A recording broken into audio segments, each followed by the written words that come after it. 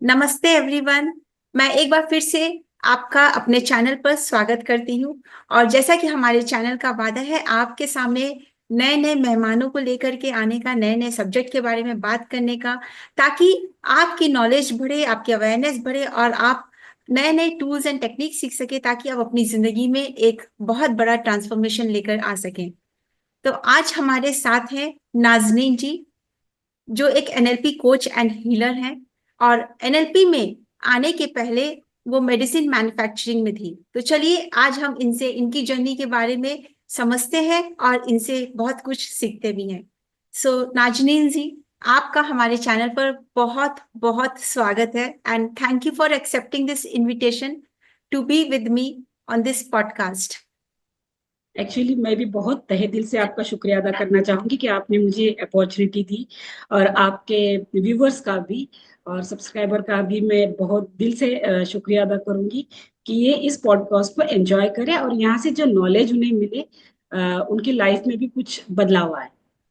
जी जी। बिल्कुल। Thank you so very नाजरीन जी, हम शुरू करते हैं। मच। तो बताइए एक जी। बार कि आपने मेडिसिन मैन्युफैक्चरिंग से एनएलपी की दुनिया में कदम कैसे रखा, कितना बड़ा एक जो चेंज आया। बिकॉज दोनों, अगर आज हम देखें तो दोनों चीज एकदम कंप्लीटली डिफरेंट है। एक आपकी बॉडी के ऊपर में काम करती है और एक आपके माइंड के ऊपर में काम करता है। तो कैसे ये बदलाव आया आप में? जी, इसके लिए मैं आपको एक बात बताना चाहूंगी कि मेरी हिस्ट्री आपको बतानी होगी। हुआ ऐसे था कि मैं जब 12th में थी तो मेरी शादी हो गई, बहुत जल्दी हो गई है शादी। और उसके बाद में मैंने 12th की एग्जाम दी है। फिर हुआ ऐसे कि मेरे मार्क्स कम आए, जबकि मैं टॉपर थी और मेरी शादी हो गई। वो अब चलो वो भगवान का निर्णय था। तो उसके बाद में मार्क्स कम आने के बाद में मैं बचपन से डॉक्टर बनने का सपना देख रही थी। लेकिन मार्क्स कम आने के बाद में एक एडजस्टमेंट के रूप में मैंने फार्मेसी कंप्लीट किया, शादी के बाद कंप्लीट किया। वहां पर भी बहुत मतलब जिम्मेदारियां बढ़ चुकी थी। फिर पढ़ाई का भी बोझ था इस, और वो रिग्रेट था कि मुझे डॉक्टर बनना है और मैं बन कुछ और रही। तो ये रिग्रेट, ये जिम्मेदारियां, इसके बोझ के अंडर में इतनी थी कि मुझे वो क्रोनिक डिप्रेशन की तरफ लेकर गया। और ये क्रोनिक डिप्रेशन इतने साल था, करीब मैंने 20 साल तक इसकी दवाइयां खाई, एंटी डिप्रेसेंट। तब जाकर भी मैं हील नहीं हो सकी थी। जब 18-19 साल हुए थे मुझे दवाइयां लेकर भी, और मैं हील ही नहीं हो रही थी। जब भी मैं दवाइयां छोड़ू वापस वो आ जाता था, रिकरेंट हो जाता था। वापस से वो डिप्रेशन आता था, एंजाइटी आती थी, सब कुछ वही वापस होता था। तो मैंने ये सोचना शुरू किया कि मैं हील क्यों नहीं हो रही हूँ, दवाइयां तो ले रही हूँ। फिर एक डॉक्टर, जो मैंने डॉक्टर्स बदले, बहुत सारे बदले, एक लास्ट में जो डॉक्टर थे उन्होंने मुझे ये किया, उन्होंने मुझे सजेस्ट किया कि आप काउंसलिंग करें, जिसमें सीबीटी होता है। सीबीटी मतलब कॉग्निटिव बिहेवियरल थेरेपी, जिसमें पेशेंट अपने निगेटिव बिहेवियर को और निगेटिव पैटर्न्स को खुद ही आइडेंटिफाई करना शुरू करता है।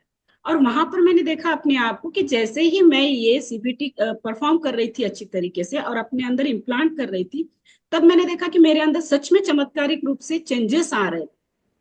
तब मुझे ये रियलाइज हुआ कि दवाइयां इतने साल से काम नहीं कर रही थी, ऐसी कौन सी चीज मेरे अंदर ट्रांसफॉर्मेशन लेकर आ रही।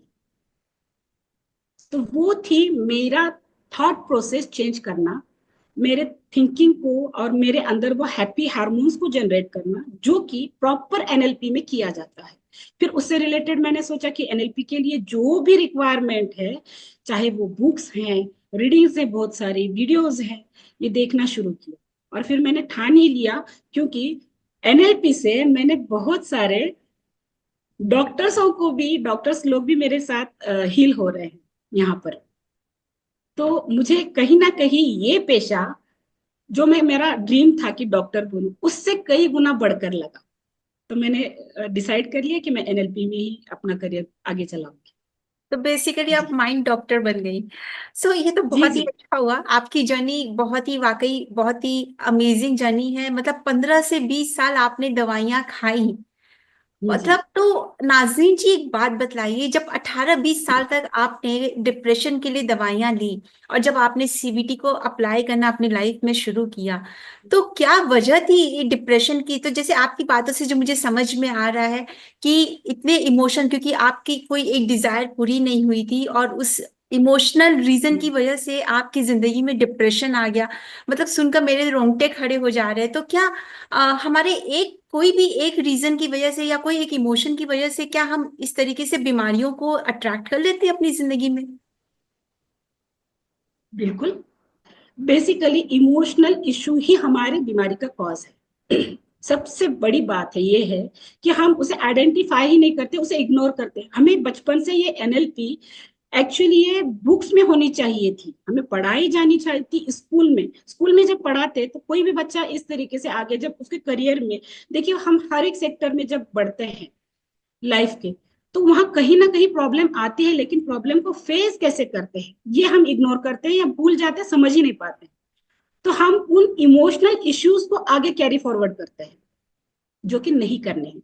जैसे कि इमोशनल इशू मेरा ये था कि मुझे रिग्रेट था कि मैं कर सकती थी लेकिन मुझसे नहीं हुआ, तो ये रिग्रेट मुझे कहीं ना कहीं डिप्रेशन की तरफ लेकर जाता था बार बार, क्योंकि वो थॉट ही मेरे अंदर चलते थे। क्योंकि उस वक्त इतनी जल्दी, जबकि मेरी उम्र 16 या 17 साल थी, ट्वेल्थ में, इतनी जल्दी तो कोई शादी नहीं करता है। तो उस जमाने में वो इस इतनी जल्दी शादी होने के बाद में बाकी के बच्चों का चिढ़ाना हुआ, बाकी के बच्चों के मेरे तरफ देखने का एक पॉइंट ऑफ व्यू चेंज हो गया। वो कुछ कहीं ना कहीं मुझे हर्ट करता था। तो ये सारे इमोशनल इश्यूज में ऐड होते चले गए, और वहां से मेरी जर्नी मतलब डिप्रेशन की तरफ स्टार्ट हो गई। जबकि मैं अपने आप को इस इन चीजों को तब इग्नोर करती तो और कुछ बन जाती। लेकिन जब इमोशनल इश्यूज हमारे अंदर होते हैं, जैसे कि मैं आपको डीपली समझाना चाहूंगी इमोशनल इश्यूज कैसे क्रिएट होते हैं। अब मैं साइंटिफिकली बताऊं आपको तो ज्यादा समझ में आएगा। मान लेते हैं कि कहीं आप एक किसी पार्क में बैठे हैं और वहां पर कोई आप ऐसी चीज, ऐसा जानवर देखते हैं या टाइगर देखते हैं। अगर वो आपके करीब से गुजर रहा है या दूर से भी गुजर रहा है, तो आप कुछ अच्छी बातों को डिलीट करती है और कुछ ऐसा सोचने लगती है कि कहीं ये मुझ पे अटैक करना जाए। और जैसे ही आपके अंदर ये फीलिंग आती है, ये इमोशंस आती है, डर की, फियर की, फोबिया की, वैसे ही आपके अंदर वो हार्मोन सिक्रेट होता है जिसे कहते हैं कॉर्टिसोल, जो हमारे एड्रेनलिन ग्लैंड से सिक्रेट होता है, जो हमारे किडनीज के ऊपर एक कैप के शेप में एड्रेनलिन ग्लैंड होती है। जैसे ही ये हार्मोन सिक्रेट होता है, ये क्या करता है, तो हमारे अंदर हर एक ऑर्गन के ऊपर ये जाकर काम करना शुरू करता है। जैसे कि वो हार्ट पर भी जाता है, वो लिवर पर भी जाता है, अपने ब्लड वेसल्स पर भी जाता है, और इम्यूनिटी पर भी जाता है, फैट सेल्स के ऊपर भी जाता है। जब वो हार्ट के ऊपर जाता है तो हार्ट अपना पंप करना स्टार्ट करता है, वो भी फास्ट, नॉर्मल रेंज से वो फास्ट पंपिंग करता है, तब हमारी हार्ट बीट्स बढ़ती है। तो बहुत सारे लोग इसे पाल्पिटेशन की बीमारी कहते हैं। जब हम ये कॉर्टिसोल जब हमारे ब्लड वेसल्स के ऊपर जाता है तो वहां पर वो श्रिंक हो जाती है। श्रिंक होने के कारण वहां पर हमारे, जब जैसे कि हम पानी की पाइप को जब दबाते हैं तो उसके अंदर एक प्रेशर क्रिएट हो जाता है। तो सेम उसी तरीके से हमारा ब्लड का प्रेशर उन वेन्स के ऊपर क्रिएट हो जाता है, जिसे हम ब्लड प्रेशर कहते हैं। तो इन इसे भी मतलब ये कॉर्टिसोल का सिम्टम है, इसे बीमारी का नाम दिया जाता है। आप समझ रही हैं इस बात को। और जैसे ही ये जी कॉर्टिसोल बिल्कुल। हमारे लिवर पर जाता है, लिवर में क्या होता है, लिवर का बेसिक रोल ये होता है कि वो हमारे ग्लाइकोजेनेसिस को करता है। Glyco means sugar. तो वो हमारे शुगर को जेनेसिस भी करता है, स्टोर भी करता है। लेकिन कॉर्टिसोल जब उसके ऊपर जाता है तो उसे ये मैसेज देता है कि भाई जितना भी तुमने ग्लूकोज स्टोर किया है वो पूरी की पूरी ब्लड स्ट्रीम में अभी के अभी डालो, क्योंकि कॉर्टिसोल की वजह से हमारी body flight and fight mode में जाती है। और वो क्या होता है, जहां पर हमें उस टाइगर से या उस सिचुएशन से दो हाथ करना है या फिर वहां से भाग निकलना है, इन दोनों चीजों के लिए हमारे पास एनर्जी का होना बहुत जरूरी है। और हमारी बॉडी को बचाने के लिए ही ये कोर्टिसोल इन ऑर्गन्स के ऊपर जाता है। ये निगेटिव हार्मोन नहीं है, लेकिन ये हमारी बॉडी को बचाने के लिए इस उद्देश्य से वहां पर गया है। इसीलिए तो हार्ट अपना पंपिंग फास्ट कर रहा है, ताकि वो ब्लड पूरे बॉडी में सप्लाई हो। और वो ब्लड को सप्लाई करने वाले जो वेन्स है, जब उनके ऊपर प्रेशर क्रिएट हो जाएगा तो वो पूरी बॉडी की तरफ भागेगी, ब्लड को दौड़ाएंगी। दूसरा बात कि लीवर अपना पूरा शुगर ब्लड स्ट्रीम में डाल देता है, जितना भी वो 75 ग्राम जो होता है स्टोर किया हुआ ब्लड स्ट्रीम में जाता है, ताकि वो बॉडी को एनर्जी प्रोवाइड करे। अब ये सब चीजें होने लगती है तो देख लेना इसको, जैसे ही ये शुगर ब्लड में आता है, अगर ये यूटिलाइज नहीं हुआ तो वहां पर ब्लड की लेवल हाई हो जाती है, जिसे कहते हैं डायबिटीज टाइप 2। समझ लेना आप इस बात को। दूसरी बात यह है कि ये कॉर्टिसोल अब हमारे फैट सेल्स के ऊपर जाता है। फैट सेल्स को ये कहता है कि भाई इन फ्यूचर भी ये सिचुएशन आ सकती है, तो अब जो भी यहां से आगे फूड आप लेंगे उसको आप फैट के अंदर कन्वर्ट करो। जब आपको स्ट्रेस आया, आप फैट जो भी चीज खाएं, बिल्कुल छोटी सी भी आप मैं कहूँ खीरा भी खाए तो भी उसका फैट बन जाएगा। होता है ना, बहुत सारे लोग बहुत कम खाते हैं लेकिन बहुत मोटे होते हैं, क्योंकि उनके अंदर वो टेंडेंसी बन जाती है कि वो जो भी चीज खाएं उसका फैट में कन्वर्जन हो जाता है। ये हुआ क्यों? कॉर्टिसोल हार्मोन की वजह से। मैं आपको बेसिक बता रही हूँ पूरा। और दूसरी बात यह है कि ये कॉर्टिसोल जब हमारे इम्यून सिस्टम पर जाता है, इम्यून सिस्टम पर जाने के बाद क्या होता है, वहां पर बहुत गहराई से काम होता है। तीन चीजें होती है। एक तो हमारी इम्यून सिस्टम सप्रेस्ड हो जाती है, बिल्कुल हताश हो जाती है, मतलब काम ही करना छोड़ देती है। या तो फिर वो ओवर रिएक्ट करती है। जब ओवर रिएक्ट करती है तो वो अपने ही क्या कहते हैं, मतलब नॉर्मल पोजीशन में ना होते हुए बहुत रिएक्ट करती है, ओवर रिएक्ट, तब एलर्जी की कंडीशन पैदा होती है वहां पर। और जब वो तीसरी स्टेज ये है कि वो कंफ्यूज हो जाती है। कंफ्यूज मतलब उसे समझ में ही नहीं आता है कि हमारी होस्ट सेल कौन सी है, मतलब हमारी फ्रेंडली सेल्स, बॉडी के अंदर की सेल्स कौन सी है, और कौन सा फॉरेन पार्टिकल है, किसके साथ हमें लड़ना है। ये कंफ्यूजन में वो अपने ही होस्ट सेल को मारना शुरू कर देती है। तो ये होता है वहां पर कंफ्यूजन पैदा होने की वजह से, मतलब वहां पर वो कंडीशंस बन जाती है rheumatoid arthritis, auto immune diseases, psoriasis. ये सारी चीजें हमारी इम्यून सिस्टम के कंफ्यूजन की वजह से होती है। एलोपेशिया भी हमारी कंफ्यूजन का एक नतीजा है। और जब हमारी इम्यून सिस्टम सप्रेस्ड हो जाती है तो कैंसर जैसे बीमारियों को इनवाइट कर लेते हैं। तो बेसिकली जो हमारी इमोशनल स्टेट है, इमोशंस, हम किस इमोशन में, तो हो सकता है हम उस वक्त फियर की इमोशन को लेने के बजाय ये सोचते कि टाइगर चुपचाप चला जाता। अगर इस बात को हम वहां पर शांत माइंड से सोचते तो ये सिचुएशन क्रिएट नहीं होती। वैसे ही अगर पास्ट में अगर आपके कुछ ऐसे इवेंट घटित हुई है, अब ये तो पॉसिबल नहीं है कि हम रोज रोज वाइल्ड एनिमल को ही फेस करते हैं, तो हम हमारे पास्ट की पेनफुल मेमोरीज को रोज फेस करते हैं हमारे इनर वर्ल्ड में। इंटरनल वर्ल्ड में आप देखिएगा कि बहुत सारे लोग पास्ट में रहना पसंद करते हैं, पेनफुल मेमोरीज को ही याद करते हैं, इनर कन्फ्लिक्ट उनके अंदर शुरू होता है। ये सारी चीजें उसी कॉर्टिसोल हार्मोन को रिलीज करती है, और फिर वो सारे डिसऑर्डर्स बॉडी में आना भी शुरू होते हैं, जैसे कि डिप्रेशन है, एंजाइटी है, मेंटल इश्यूज भी है, साथ ही साथ आपके फिजिकल इश्यूज को भी वो अंजाम देने लगते ये तो आपने बहुत अच्छे से एक्सप्लेन करके बताया कि कैसे हमारी पास्ट मेमोरीज और कैसे हमारे इमोशंस हमारी जिंदगी में तरह तरह की बीमारियां जैसे auto immune disorders, insomnia, depression, anxiety, mental disorders और साइकोसोमैटिक डिसऑर्डर्स सब तरीके से लेकर के आते हैं।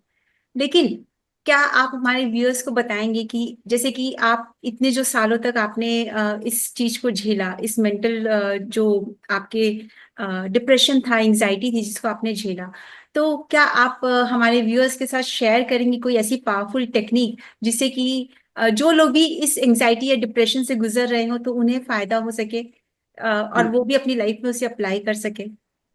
बिल्कुल। अब जैसे कि मैं डिप्रेशन में थी, सभी बीमारियों के लिए यही टेक्निक यूज करना। क्योंकि जब एक वर्ड यूज करते हैं हम, मानो, मानो जब कहते हैं ना अंदर से, तो हमारा माइंड उस चीज को सच में मानने लगता है।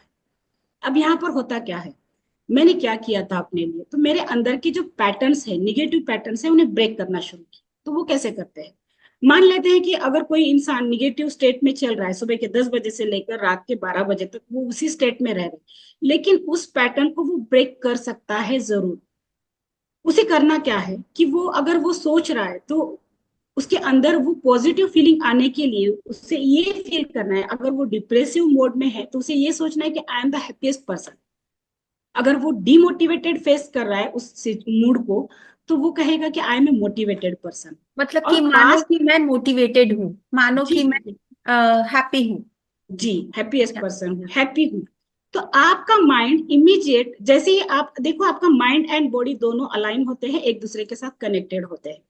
जैसे ही आप ये सोचना शुरू करते हैं, आपकी बॉडी उसे रिस्पॉन्स भी करना शुरू करती है, इमीडिएट आपका बॉडी पोस्चर चेंज हो जाता है थोड़ा बहुत। और आप मान लेते जानबूझकर इन पोस्चर को चेंज करते हैं, जैसे कि स्पाइन को बिल्कुल स्ट्रेट रखेंगे, कंधों को स्ट्रेट रखेंगे और आंखें बंद करके एक लंबी गहरी सांस लेकर जब आप कहेंगे कि मानो I am the happiest person, immediate आपको वो सारी हैप्पीनेस की, पास्ट की सारी इवेंट्स आपको याद दिलाएगा आपका माइंड, जहां पर आप बहुत हैप्पी थे। और जैसे ही आपको ये हैप्पीनेस की फीलिंग, मतलब वो इवेंट्स आप देखते हैं, उन पिक्चर्स को देखते हैं, आपके अंदर वो फीलिंग आती है। और जैसे ही वो फीलिंग आती है, आपने इमीडिएट उन पैटर्न्स को ब्रेक करना शुरू किया, जो एक निगेटिव पैटर्न्स को पूरी दिन आप कंटिन्यू कर रहे थे।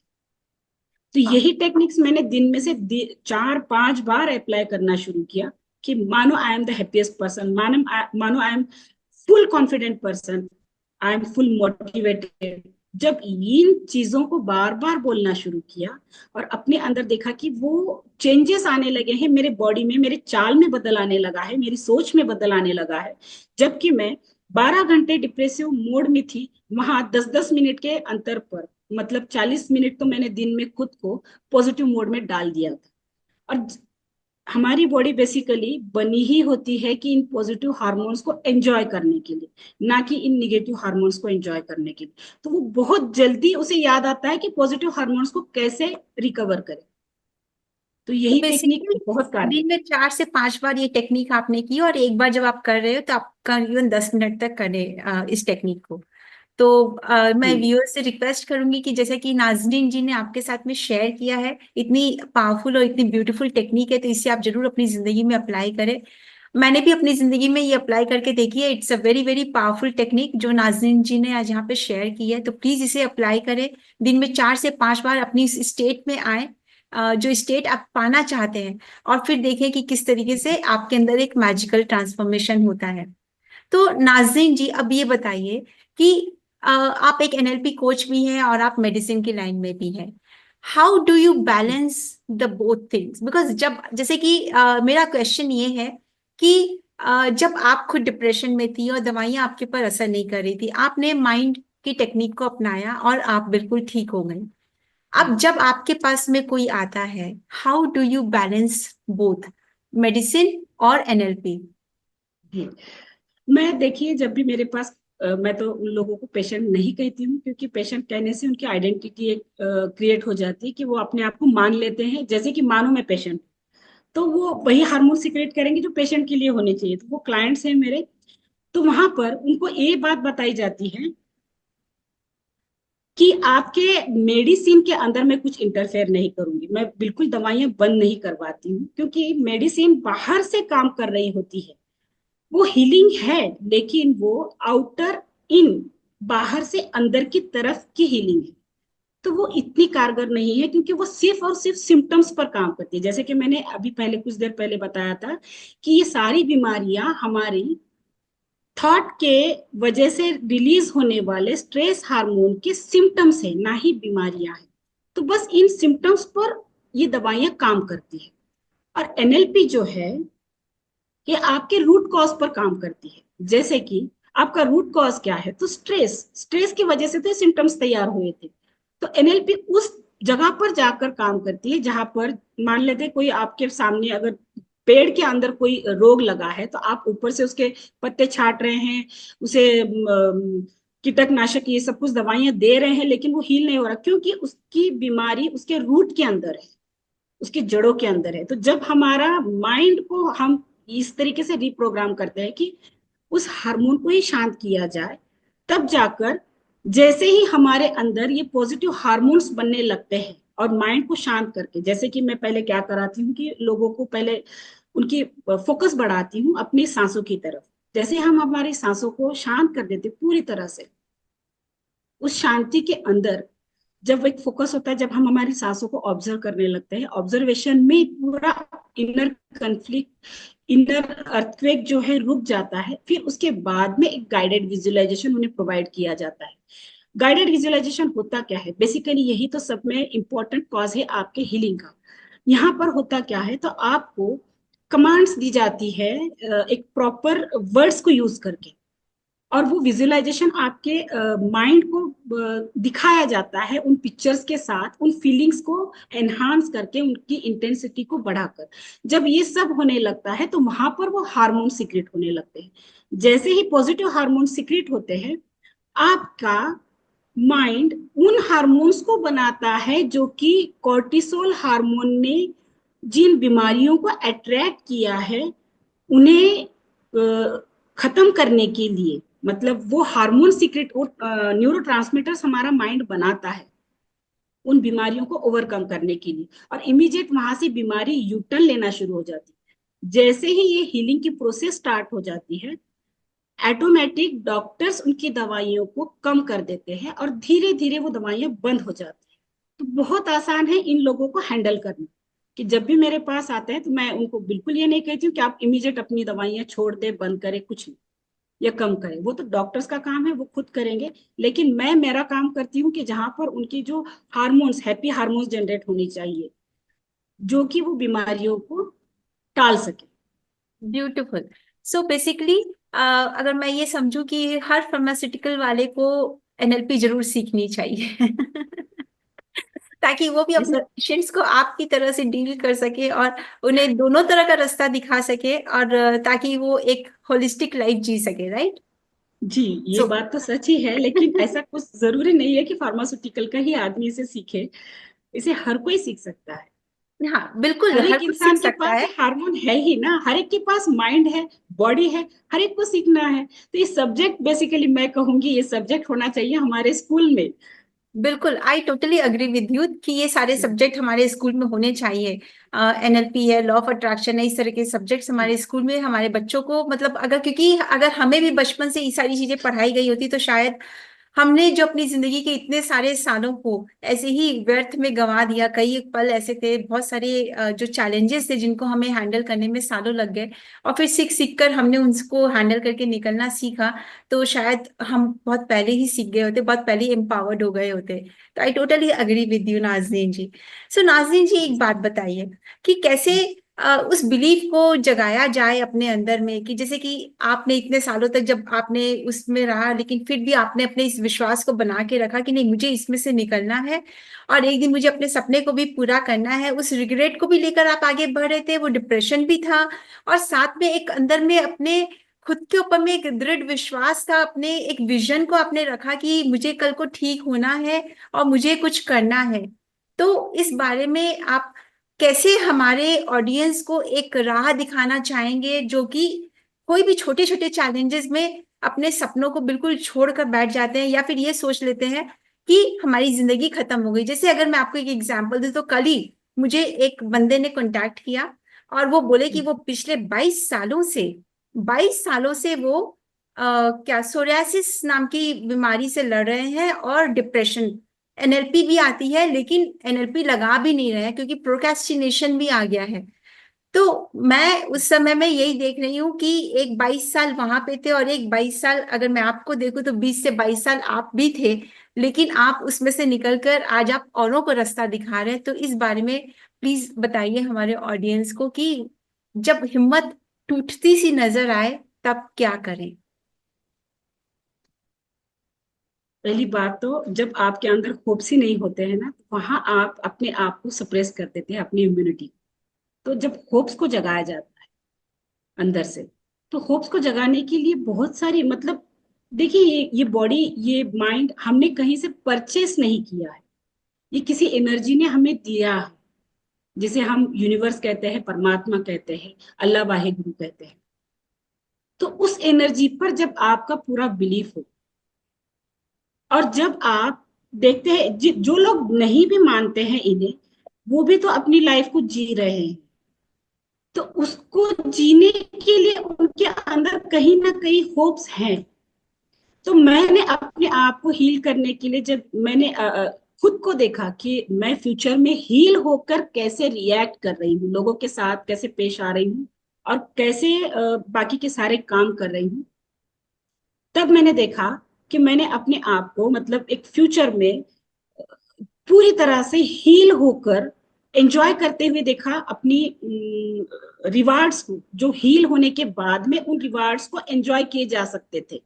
लेकिन मुझे पता था कि अगर मैं इन रिवार्ड्स को अब भी एंजॉय करूं, मैंने कहीं वो पढ़े थे बुक्स में, बहुत सारे बुक्स पढ़े हैं, तो उसमें ये लिखा है कि जब आप अपने फ्यूचर टाइमलाइन पर, गोल्डन हाईवे पर कहेंगे उसे, कि जब आप ये सोचते हैं और ये मानते हैं पूरी तरह से विश्वास रखकर कि जब मैं पूरी तरह से हील हो चुका हूं या हील हो रही हूं, तो उन रिवार्ड्स को क्या एंजॉय करनी चाहिए, वो रिवार्ड्स कौन से होने चाहिए।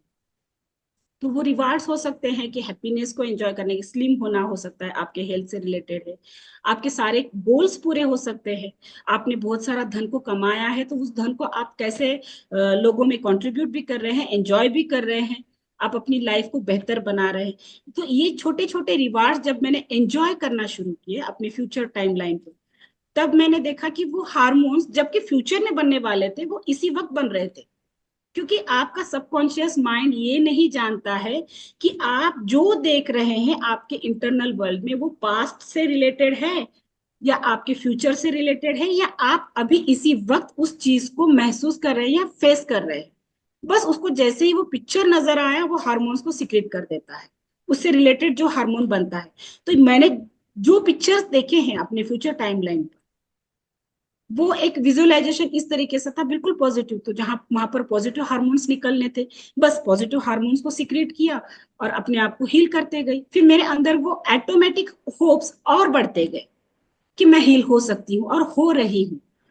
जब ये लाइन हमारे माइंड में परफेक्ट होता है कि मैं इस चीज को ओवरकम करके आ सकता हूँ, मैं हील हो रहा हूँ, हील हो रही हूँ, I am becoming healthy, energetic, young, slim, reach, जब ये बातें हम कहते हैं ना तो 101% वो चीज काम करना शुरू कर देती है। क्योंकि जब हम इन चीजों को बोलते हैं तो हमारे हार्मोन सिक्रेट होते हैं, हमारे जैसे ही हैप्पी हार्मोन सिक्रेट होते हैं तो आप देखेंगे कि हमारी ब्रेन की जो सेल है, ब्रेन की सेल जिसे हम न्यूरॉन कहते हैं, उस न्यूरॉन के ऊपर एक माइलिन शीट होती है।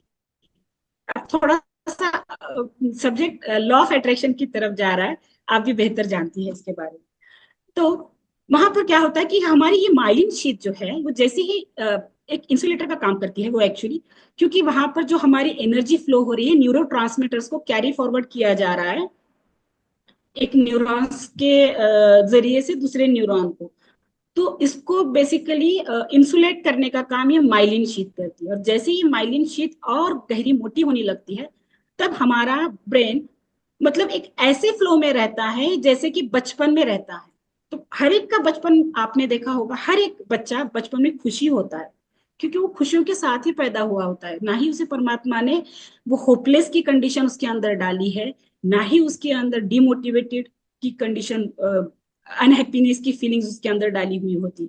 ये तो हम सोसाइटी से, अपने पेरेंट्स से, इस समाज से सीखते हैं कि कैसे डिप्रेशन में रहा जाए या कैसे हम उस निगेटिव वर्ड में एंटर करें। तो हम इस इन चीजों को बेसिकली बाहरी दुनिया से सीखते हैं। हमारा इंटरनल वर्ल्ड तो एक्चुअली बच्चे की तरह बहुत खुश है। उन चीजों को जब वहां पर रिप्लेस किया जाता है, देखा जाता है बार बार अपने फ्यूचर टाइमलाइन पर, और उन हैप्पी हार्मोन्स को जब जनरेट किया जाता है तो आप देखेंगे कि बहुत मतलब जो होप्स लोगों के अंदर नहीं है वो होप्स भी क्रिएट होना शुरू हो जाते हैं। तो यही एक, शायद मैं तो समझती हूँ कि यही एक बड़ा रीजन हुआ रहा होगा मेरे लिए। तो फ्रेंड्स, मैं एक बार नाजरीन जी की बात को फिर से समराइज करके आपको कहना चाहूंगी कि नाजरीन जी ने बताया कि जब आप हिम्मत हार जाते हो तो हिम्मत ना हारे, अपने अंदर उस होप को जिंदा रखें और उस होप को जिंदा रखने के लिए अपने फ्यूचर को क्रिएट करें। आपका फ्यूचर जितना ब्राइट और कलरफुल होगा उतनी ही जल्दी आप अपनी प्रेजेंट सिचुएशन से, जो कि अगर बहुत ज्यादा आपकी डिजायरेबल सिचुएशन नहीं है, तो आप उसमें से निकल पाएंगे। उसके लिए जैसे कि नाज़नीन जी ने बताया कि आप अपने फ्यूचर में देखें, अपने रिवॉर्ड्स को एंजॉय करें कि अगर मैं स्वस्थ हो गया तो मेरे रिवॉर्ड्स क्या होंगे, मैं क्या क्या एक्टिविटीज कर पाऊंगा, और मेरे कैसे मैं गोल्स पूरा कर पाऊंगा, कैसे मैं अपने फैमिली को टाइम दे पाऊंगी, कैसे मैं अपने पर्सनल एंड प्रोफेशनल गोल्स को पूरा कर पाऊंगी। राइट, तो ये सारे आपको रिवॉर्ड्स देखने हैं और आपको एक प्लेफुल जोन में जाना है, जो इन्होंने बहुत खूबसूरत बात बताई कि हम सबके अंदर वो एक बच्चा जिंदा होता है। उस बच्चे की प्लेफुलनेस को हम जैसे जैसे बड़े होते हैं अंदर अंदर मार देते हैं, तो उसे फिर से जिंदा करें क्योंकि वो आपके अंदर है। और उस प्लेफुलनेस के साथ अपने फ्यूचर को एंजॉय करें, ताकि आप भी नाज़नीन जी की तरह और लोगों का ऐसे मिलियंस ऑफ लाइफ्स के रास्तों को, जिसको बोलते हैं कि मार्ग प्रदर्शन कर सके। राइट। सो नाज़नीन जी, अब एक बात बताइए, जो आपने बार बार कही कि स्ट्रेस नाम का जो कॉर्टिसोल हार्मोन होता है, जिसकी वजह से हम अपनी जिंदगी में ये सारे, चाहे मेंटल हो चाहे फिजिकल हो, इमोशनल इश्यूज हो, सब अट्रैक्ट कर लेते हैं। इवन मेरे ख्याल से कि ऑब्वियस है कि जब आप मेंटल एंड फिजिकल इशू से जूझ रहे होते तो हमारे रिलेशनशिप और हमारा मनी एस्पेक्ट भी अफेक्टेड हो जाता है। तो स्ट्रेस से निकलने के लिए क्या आप हमारे ऑडियंस को कोई टेक्निक बताना चाहेंगे? जी, पहले तो मैंने आपको बहुत सरल तरीका बताया कि स्ट्रेस से निकलने के लिए पहले तो आप अपने फोकस करें सांसों पर। जैसे कि हम शांत बैठकर अपनी बॉडी को भी शांत करते हैं, अपने इनर वर्ल्ड को शांत करने के लिए जब हम हमारी सांसों पर फोकस करते हैं, उसे अपान प्राण भी कहते हैं। जब इस टेक्निक को हम करते हैं तो हम देखते हैं कि धीरे धीरे हमारे जो थॉट्स चल रहे हैं, जो ओवर थिंकिंग भी हो सकता है, कोई निगेटिव थॉट्स है, तो वो बिल्कुल ऐसे आपको देखना है जैसे कि कोई थॉट आ रहा है, बस उसको आपको ऑब्जर्व करना है। देखना है कि जैसे समंदर के किनारे आप बैठे हैं तो समंदर से आया हुआ कोई कचरा है, वो उस किनारे पे लगता है, वापस एक लहर के साथ वो वापस समंदर के अंदर जाता है। तो आप वहां पर क्या करते हैं? कुछ नहीं करते, बस एक ऑब्जर्वर की तरह उसे देखते हैं। तो बस आप अपनी सांसों को, अपने थॉट्स को एक ऑब्जर्वर की तरह देखते रहे। जब आप इसे देखते हैं तो आप देखेंगे कि आप उन थॉट्स के साथ में बहना बंद कर देते हैं। जैसे आप थॉट के साथ में बहना बंद कर देते हैं, आपके हार्मोन्स, आपका कॉर्टिसोल हार्मोन शांत हो जाता है। बस आपका कॉर्टिसोल हार्मोन जैसे ही शांत हुआ, आप कोई गाइडेड विजुअलाइजेशन कान में लगाकर सुन सकते हैं। वहां से आप देखेंगे कि इंटरनल हीलिंग भी शुरू हो जाती है, वो जो आगे होना चाहिए। वाह, सो ब्यूटीफुल। तो नाज़रीन जी, और आप क्या बताना चाहेंगे हमारे व्यूअर्स का? आप अपने किसी क्लाइंट की कोई सक्सेस स्टोरी जो कि आपके दिल के बहुत करीब है, जो आपको अपनी बहुत बड़ी एक अचीवमेंट लगती है, क्या आप शेयर करेंगे? हाँ जी, जरूर करना चाहूंगी। वैसे तो बहुत सारे क्लाइंट्स को हील किया है आज तक, लेकिन एंजाइटी, डिप्रेशन, बीपी, शुगर, ये वाले पेशेंट तो हमेशा रहते हैं, हील भी हो चुके हैं। लेकिन एक सब में बड़ा, मैं तो कहूंगी इसे मिरेकल की तरह, कि कैंसर पेशेंट बिल्कुल हील हो गए, पूरा डिसीज फ्री हो गया। तो उसके अंदर एक पहले से ही होप था कि वो अपने गुरु के प्रति बहुत ही डिवोटेड थे, बहुत ही विश्वास था अपने गुरु के ऊपर। जैसे ही उनके अंदर वो गुरु की जो कहते हैं ना, गुरु के प्रति भक्ति है, उसको और थोड़ा जगाया। और वो एनएलपी टेक्निक्स के साथ, मतलब मैंने कुछ ऐसे टेक्निक्स उनके साथ में करवाए, कुछ उन्हें प्रोवाइड किया ऑडियोज वगैरह, जो रात में वो अपने ये सुने, जो एक हिप्नोसिस की तरह उसमें काम किया जाता है। हिप्नोटिक वर्ड्स यूज किए जाते हैं, तो उनके सबकॉन्शियस माइंड से, मतलब वो रात में नींद में भी हील होती थी, दिन में वो टेक्निक्स भी करती थी। तो वो इतनी जल्दी रिकवर हो गई, मानो, मतलब मैंने जनवरी एंड में उनको हीलिंग शुरू किया तो अप्रैल के 4 तारीख में उनका रिपोर्ट पूरा नॉर्मल आया। ओह माय जबकि वो गॉड। फोर्थ लेवल पर थी कैंसर के, ओह और माय पूरी तरह गॉड। से। जी, ये तो ये मिरेकल मैं भी कह रही हूँ ना कि मिरेकल की तरह इसलिए हुआ क्योंकि अंदर उनके होप्स बहुत थे। वो उस अपने ऑलमाइटी को बहुत दिल से चाहती है। और बस मेरे लिए तो उनके लिए रास्ता आसान करना बहुत मेरे लिए आसान हो गया, उनको हील करना। That is really incredible. I should say that's a miracle. So बहुत बहुत नमन आपको कि आपने इतना जबरदस्त काम किया है ह्यूमैनिटी के लिए। किसी को फोर्थ लेवल कैंसर से आपने बिल्कुल नॉर्मल वो आ गए हैं। That is really huge. Nazreen ji, we are feeling really blessed and grateful to you for coming on this podcast. So Nazreen ji, अब कुछ हमें, आप हमारे दर्शकों को क्या एक मैसेज देना चाहेंगी? और जैसा कि मैंने आपके बारे में जाना है कि आप म्यूजिक भी पसंद करती हैं, आप गाती भी हैं, तो गाने का शौक और साथ में मेडिसिन और फिर साथ में एनएलपी, मतलब सब कुछ, इतना सब कुछ कैसे मैनेज करते हो, और गाने का शौक कहाँ से आया और क्या आया, और उसको लेकर के भी मेरे कुछ एक दो कुछ प्रश्न है जो मैं आपसे पूछूंगी, लेकिन पहले मैं आपसे आपके गाने के बारे में समझ लूं। जी, गाने का शौक तो सबको म्यूजिक पसंद होता है, बचपन से हर किसी को म्यूजिक पसंद ही होता है। स्कूल में हमारा सब्जेक्ट होता था गायन का, वो तो वहां पर थोड़ी सी प्रैक्टिस वगैरह थोड़ी सी होती थी। तो वहां से मतलब मोटिवेशन मिला, फिर देखा फ्यूचर में कि अच्छा गा रही हूँ, अच्छा कर रही हूँ, तो वो वहां से एक शौक की तरह था। लेकिन मैं हीलिंग के लिए, मतलब कुछ लोगों से जब लोगों को हील करती थी, तो मेरा नाम अच्छे अच्छे लोगों में भी जब होने लगा, तो उन लोगों को भी मैंने हील किया जो गाना भी सिखाते हैं। तो उन्होंने मुझे गाने की तरफ ज्यादा तवज्जो करने के लिए कहा, थोड़ा सा ध्यान देने के लिए कहा। तो फिर मैंने अपने अंदर वो भी कला को थोड़ा सा एनहांस कर लिया। तो फिर अभी वो भी यूट्यूब चैनल मैंने खोल रखा है, वहां पर वो गाने भी डालती हूँ। जी। अच्छा, मैं आपके YouTube चैनल के लिंक जरूर शेयर करूंगी नीचे डिस्क्रिप्शन में। आप बताइएगा कि अपने चैनल की लिंक दीजिएगा जहाँ पे आपने गाने के लिए कर जरूर। रखा है। तो जी। आप एक बात बताइए, जैसा कि मैंने पढ़ा भी है, मैंने सुना ही नहीं है, मैंने अपनी जिंदगी में एक्चुअली इसे अपने आप में देखा भी है कि जब गाने जो पसंद करते हैं, लेकिन जैसे कि मैं कंप्लीटली एनएलपी से अलग हट के बात कर रही हूँ फिलहाल।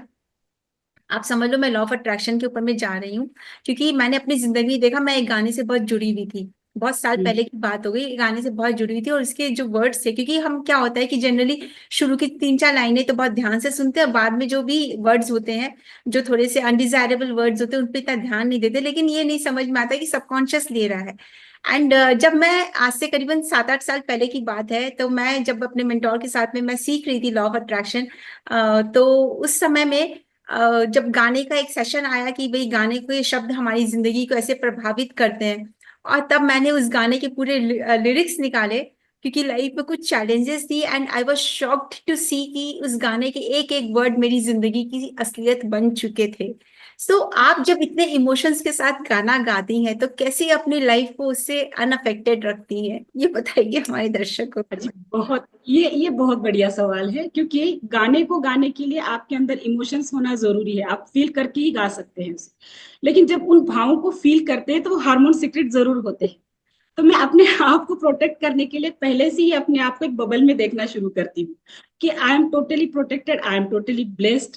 और ये फीलिंग्स मेरे मतलब मेरे अंदर नहीं जा रही है।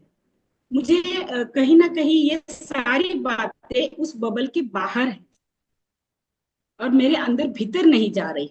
बस मैं इसको इस सिचुएशन में एंजॉय करने के लिए, या जो लोग इसे सुनना पसंद करते हैं उनको वो आनंद देने के लिए मैं इसे गा रही हूँ।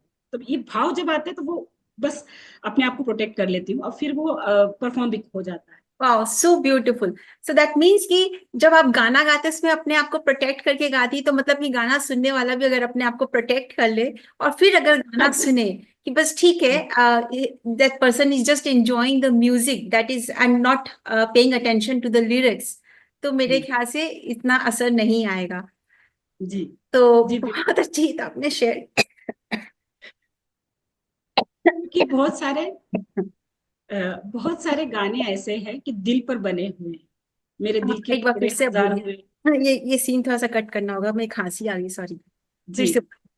बहुत सारे गाने ऐसे बने हैं कि मेरे दिल दिल पर बने हैं, मेरे दिल के टुकड़े हजार हुए। तो जब हम ये गाना भी गाते हैं ना कहीं सबकॉन्शियस में दिल की इमेज है, उन टुकड़ों की भी इमेज है, वो टूटता कैसे वो फीलिंग भी है। तो कहीं एग्जैक्टली। ना कहीं ये होने लगता है। शायद धड़ाम की आवाज भी आती होगी। और मैं इन गानों को वैसे मतलब गाती भी नहीं हूँ। और गाना होता है तो मैं अपने आप को सच में ये सोचती हूँ कि भाई इसे सुनने वाला मतलब अब वो दिल नहीं करता है ऐसे गाने गाने को। अब मैं थोड़ी अलग तरीके से गाने गाती हूँ, जैसे कि एक मतलब एंजॉय हो उसके अंदर, एक जॉयफुलनेस को एंजॉय करे हर कोई। जैसे कि वो है ना गाना, जिंदगी एक सफर है सुहाना। तो वो वाले गाने मुझे बहुत पसंद है। आगे भी जाने न तू, पीछे भी जाने न तू, जो भी है बस यही एक पल है। तो ये खूबसूरत गाने क्यों नहीं गाए जाए। तो ये बिल्कुल गाने मैं गाना पसंद करती हूँ। बिल्कुल। सो हाँ। आप हमारे ऑडियंस को कोई मैसेज देना चाहेंगी गाने के थ्रू? हाँ जी, यही गाना गाकर दिखाती हूँ, मतलब जी बिल्कुल। विदाउट म्यूजिक रहेगा। आगे भी जाने न तो, पीछे भी जाने न तो, जो भी है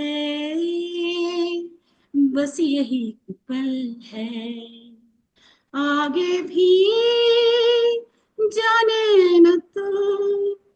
ये गाना बहुत ही खूबसूरत है, और आपने दूसरा कि मैं हमेशा बहुत गुनगुनाती खूबसूरत गाया, आपकी आवाज वाकई बहुत मीठी है और बहुत ही सुरीली है।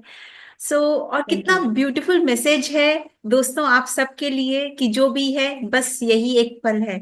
जैसे कि सब कहते भी हैं कि जो भी है आप नाउ मोमेंट में जीना शुरू करें, आप अपने प्रेजेंट में अपने फ्यूचर को क्रिएट करते रहें, पीछे घूमकर उन चीजों को ना देखें बार बार जो आपकी लाइफ में अनवांटेड थी, अनडिजायरेबल थी। जो भी है इस पल में है और इसी पल में आप खुश रहना सीख लें तो आपकी जिंदगी उतनी ही खूबसूरत हो जाएगी। तो जी नाज़नीन जी, जी आप कुछ कहना चाहते हैं? जी, और एक बढ़िया मैसेज था, वो जी गाने की थ्रू ही था जी कि बताइए ना। जिंदगी एक सफर है सुहाना, यहाँ कल क्या हो किसने जाना। तो उसकी एक जो अंतरा है उसका, हंसते गाते जहां से गुजरी दुनिया की तू परवान के, हंसते गाते जहां से गुजरी दुनिया की तू परवान के, मुस्कुराते हुए दिन बिताना, यहाँ कल क्या हो किसने जाना, जिंदगी एक सफर है सुहाना, यहाँ कल क्या हो किसने जाना।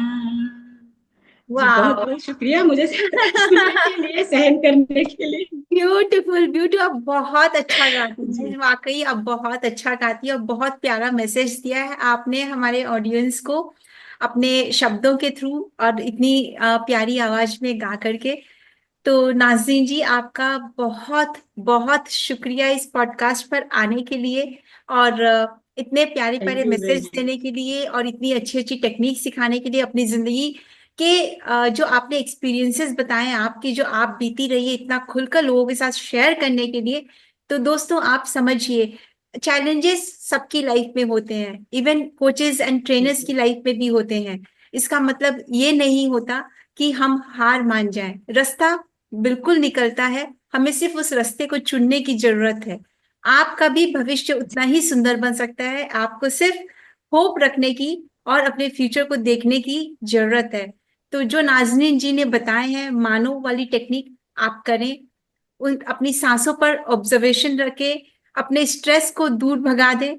जैसे कि वो लहरें आती जाती रहती हैं और इन्होंने जो इतने ब्यूटीफुल मैसेजेस दिए हैं, उस तरीके से आप अपनी जिंदगी को उतना ही खूबसूरत बनाएं। और इसी तरीके से हम आगे भी आपके पास और नए नए मेहमानों के साथ में आते रहेंगे और नई नई बातें लेकर, नए नए टेक्निक्स लेकर। So thank you so much. God bless thank you you very all. Much. और एक बहुत ही बढ़िया मैसेज था कि आप अपने फ्यूचर हाईवे पर अपने फ्यूचर को बहुत ही जी क्लियर, ब्राइटर, बिगर, बोल्डर देखें।